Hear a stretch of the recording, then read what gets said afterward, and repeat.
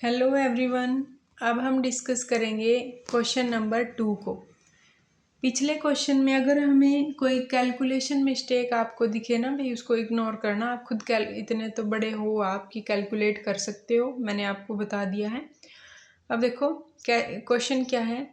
A helium filled spherical balloon of 10 metre radius. Balloon दिया है एक, उसकी रेडियस बता रखी है कितनी है, 10 मीटर है, और टोटल मास है उसका 200 kg। उसके अंदर क्या क्या है, along with its cable and basket to carry the load. Estimate the maximum load in the basket. हमें मैक्सिमम लोड लेना है बास्केट का, that the balloon can carry. और गिवन है density of helium gas and air. Density of helium दे रखी है 0.15 kg per metre cube, and density of जो हमारी एयर है वो दे रखी है 1 kg पर मीटर क्यूब। अब देखो ये हमारा बैलून है। आपने बॉयंट फोर्स तो पढ़ा ही है, आर्किमेडीज प्रिंसिपल। जैसे पिछला क्वेश्चन था ना ड्रैग फोर्स की, अगर बैलून नीचे ग्रेविटी की वजह से नीचे आ रहा है तो उस पर ड्रैग फोर्स लगेगा। यहाँ पर भी हम बिल्कुल सेम बॉयंट फोर्स लगा सकते हैं। बॉयंट फोर्स और ड्रैग फोर्स मतलब सारे है तो सेम ही है। ये जो भी फ्रिक्शन फोर्स हो गया, जैसे कि अपोजिट फोर्स लग रहा है एक, अगर कोई चीज़ नीचे आ रही है तो अपोजिट फोर्स लग रही है। अब यहाँ पर नीचे क्या है, बास्केट का भी फोर्स है, हीलियम गैस है उसका भी फोर्स है, और अपवर्ड में क्या है, बॉयंट फोर्स लग रहा है। अब हम बात कर लेते हैं कि हमारा बॉयंट फोर्स होता क्या है। तो बॉयंट फोर्स क्या होता है, बॉयंट फोर्स जो है वो है कि wait of displaced water. Buoyant force किसके इक्वल होता है, यहाँ पर एयर की बात है तो हम डिस्प्लेस एयर को देख लेंगे, यानी कि buoyant force is equal to weight of displaced air.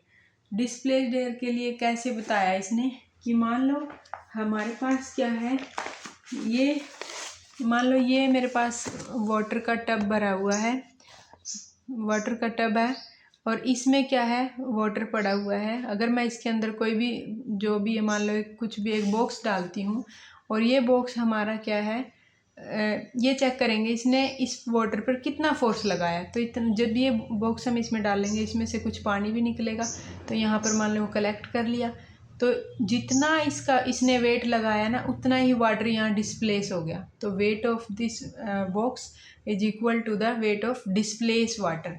तो यहाँ वाले केस में हमारे पास क्या है, एयर है, तो buoyant force is equal to weight of displaced air. तो ये हमारा आर्किमेडीज प्रिंसिपल है।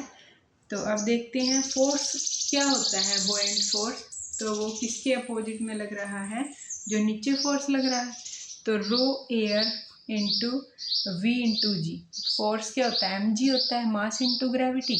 तो यहाँ पर देखो क्या है, मास को क्या लिखेंगे, डेंसिटी इंटू वॉल्यूम। तो density of air, buoyant force हवा में ही तो लग रहा है, डिस्प्लेस एयर, तो rho air, V volume, volume में 4/3 पाई आर क्यूब, आर दे रखा है 10, इंटू में 9.8 न्यूटन। एफ बी सोल्व करके आ गया आपके पास। अब है weight of balloon and helium. Balloon के अंदर कौन सी गैस भरी हुई है, हीलियम गैस भरी हुई है। तो weight of helium is equal to force by helium, कितना फोर्स लगा रही है, तो वो किसके इक्वल है, एम जी के। तो वो क्या है, रो हीलियम इंटू में वी इंटू में जी। देखो ग्रेविटी की वैल्यू तो 1 ही थी, उसकी डेंसिटी ऑफ एयर की, तो वी इंटू जी बिल्कुल सेम ही है, वी भी है जी भी है। तो इसको हम ऐसे भी लिख सकते हैं ना कि अब ये डेंसिटी है हीलियम की 0.15 गिवन है ना, ये हमें डेंसिटी, तो 0.15 और इंटू में बिल्कुल सिमिलर है ये बॉयंट फोर्स के साथ मल्टीप्लिकेशन। या फिर सोल्व कर लो, डेंसिटी ऑफ हीलियम लिखो, वॉल्यूम लिखो, इंटू में ग्रेविटी, तो वो आ गया हमारा 6158.19 न्यूटन। अब है हमें और क्या दिया है, वेट दे रखा है केबल का प्लस बास्केट का, वो दे रखा है 200 kg। तो वो क्या करेंगे, वो भी वेट नीचे की तरफ लगाएंगे। तो फोर्स कितना एक्सपीरियंस होगा वेट के अकॉर्डिंग, तो mg, तो वेट 200, m है 200 इंटू में g 9.8, तो यहाँ तो कितना हो गया वेट हमारा, ये हमारा मास है इंटू में ये क्या है ग्रेविटी है, तो mg हो गया। तो सोल्व करके आ गया 1960 न्यूटन केबल प्लस बास्केट। तो टोटल डाउनवर्ड में फोर्स कौन कौन से हो गई, हीलियम की वजह से भी नीचे आ रहा है, केबल और बास्केट की वजह से भी। तो टोटल डाउनवर्ड फोर्स हो गया force by helium plus force by cable and basket. तो वो कितना आ गया हमारा, ऐड कर लो दोनों को, तो टोटल आ गया 8118.19 न्यूटन। अब है maximum load balloon can carry, balloon कितना लोड कैरी कर सकता है, एफ मैक्सिमम। अब हम देखो निकालते हैं, ये हमारा बैलून है, इसके ऊपर नीचे फोर्स लग रहा है, ऊपर बॉयंट फोर्स लग रहा है, तो मैक्सिमम फोर्स कितने फोर्स के साथ ये जा पाएगा।